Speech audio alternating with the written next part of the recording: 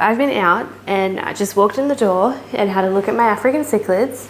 I found some babies. Where all that like dust storm is right now, there's a little cave just there and the babies are in there. That's the mum and that's the dad, just there. So the little babies were sitting at the entrance of the cave. They are very, very difficult to film because this glass is very thick. It's 19 millimeters. And it's kind of on an angle, but there are definitely some babies. What you may have seen is my video on the rack system that I set up in the garage. So that's all ready for them.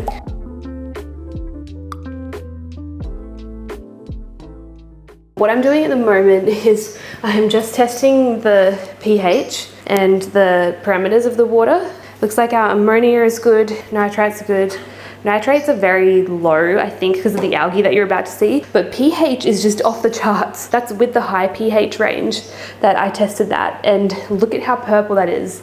That's like a 8.8 off the charts pH, and I tested it twice because I thought I must have made a mistake, but it's just super high. I'll give you a little look at the tank and how it looks because we got a little bit of an algae outbreak in it. This is my tank that they're going to go into. I have not touched this since I set it up a couple of weeks ago, and the lights are on very strong and for like 12 hours a day. This just appeared one day, just a little bit of this hair algae, and then after like a couple of days it really spread, and then since then it's just been blowing up in here like crazy. It's not the prettiest looking algae ever. I think what we just need to do is a water change and just get that pH a little bit lower. I'll check the pH in the actual Tanganyikan cichlid tank and see what it is in there so we can make sure it's matched. And let's just get some of this algae out that is a little bit of an eyesore, and I think it'll be good to go. I've just taken out a bunch of green hair algae.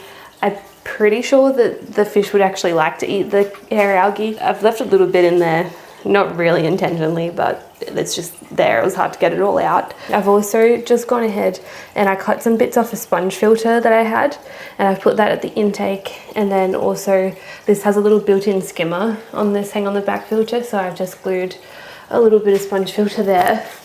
Couldn't really think of any other way to attach it for that part, the skimmer part, other than glue it. So I've just used aquarium glue. I've also just put the water level a little bit lower because I really want there to be a good amount of oxygen. It gets quite warm in here, so I just want to get some flow going by having a little bit more surface agitation from that filter there. It's almost 10 o'clock and I just got back from the gym, so I'm in all my gym wear. I just walked in the door and I found that there was babies under that rock. I just happened to go over a look and I saw a couple there. So I've been suspecting that they were going to be having babies because they were just around that cave for a little while, and they've had a couple of lots of babies before, but unfortunately they haven't survived because the other fish tend to eat them.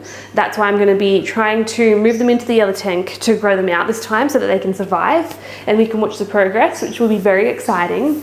And they had been a little bit protective of that cave, so I think they've had their eggs there for quite a while. I'm going to take one of the lids off my fish tank and I'm going to try and put that in there to create just a little bit of a barrier, and then I've got a really big pipette that I'm going to try and use to suck them out from underneath that cave. I'll try and see if I can suck some out from there. So I'm just draining the level in this tank just with this pump over here far enough away from the cave that no little babies are going to get sucked up in it. I'm going to drain that as low as I can. It just makes life so much easier for catching fish, I find, when there's less water in the tank. And then what I'm going to do is try and put a barrier down there and put some food on this end to entice the other guys up there, because as you can see there's a lot of fish for them to fend off and they're very hungry because it's their feeding time too.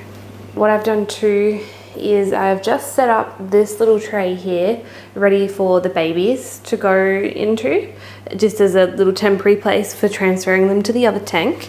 Now I looked at the pH too, so that pH on the left is from the Tanganyikan tank. It's around about 8.4, and after doing a water change on the fry tank it's more like an 8.2, so I'm just going to add a little buffer into that quickly and then I'll try and get these guys out.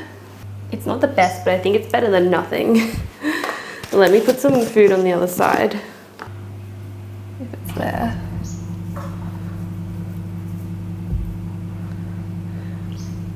And then I might just put some food out here, see if I can entice any babies out.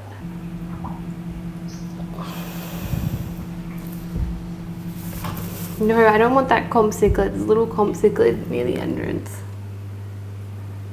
Yeah, you shoo him off, Mum. I've got this pipette thing that I'm going to use to try and get them out of their tunnel. Let's just zoom this in as much as possible so you can have a little bit of a look. And I think there's nothing to do other than just try and see how we go. See if we get some babies.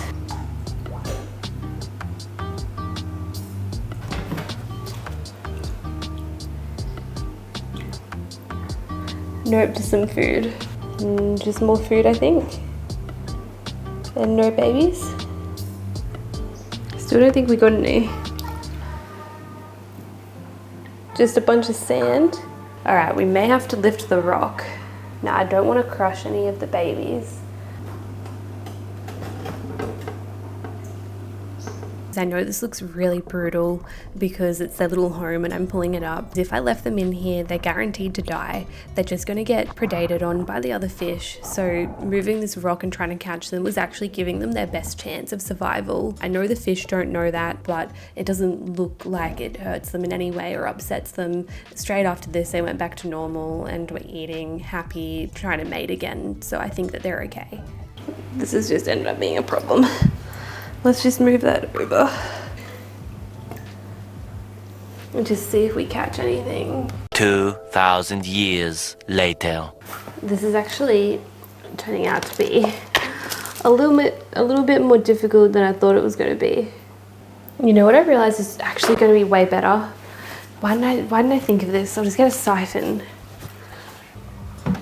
Okay, this should get them out. So I'm guessing that they're all in here. I'm going to check these buckets properly and see if we got anything. So as I was filling the tank back up, I just had a better look in the buckets and it turns out I did get some fry. They are just so tiny and so hard to see. They camouflage really well. So the mum has just gone back in the cave as well. The rock is positioned a little bit differently, but hopefully we actually saved a bunch because they were definitely 100% going to get eaten if they stayed in there. They've had like 4 lots of fry, always get eaten. Granted, they do get a little bit bigger than what they got. So they're really tiny. I've seen them get maybe double this size before in there. But once I saw them, I didn't want to leave them. The fry are like 3 millimeters long and they're translucent pretty much, and their eyes look like little bits of sand. So you cannot see a thing. I went through all of this footage and I tried so hard to find the moment the fry went into the bucket and to see if I could see them going into the tank, but I could not. Rest assured, I put all of the ones into the tank that I had. The siphon, I really should have gone in with that right from the start. I probably would have got more had I done that, but I'll do that for next time. I made sure to just wash the buckets out completely with the water from the tank to make sure that none of them got stuck. But even doing that, I did unfortunately lose one, which got stuck on the edge of a bucket, and I did see it, but I think just the stress and because they're so tiny and delicate, when I tried to put it in the tank from the bucket, it didn't make it.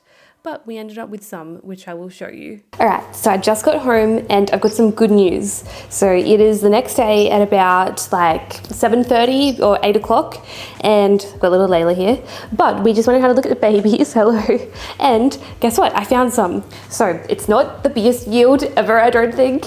I guess for people who do breeding, this is probably a little bit ridiculous, but I found 2 babies and I'm very excited about that.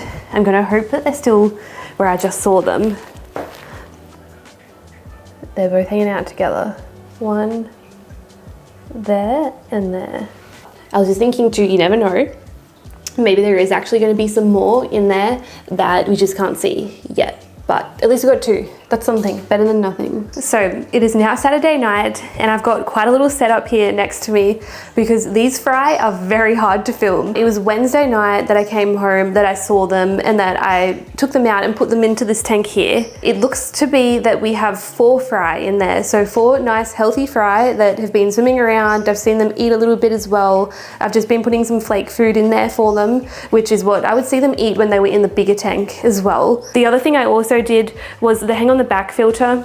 I did actually put the sponge on the end to try and stop them from getting in there, but I realized that I didn't cover it as good as what I could have because I tried to do it while it was in the tank, and I was worried that at one point I scared the fry and that they kind of all hang out near the canister filter intake.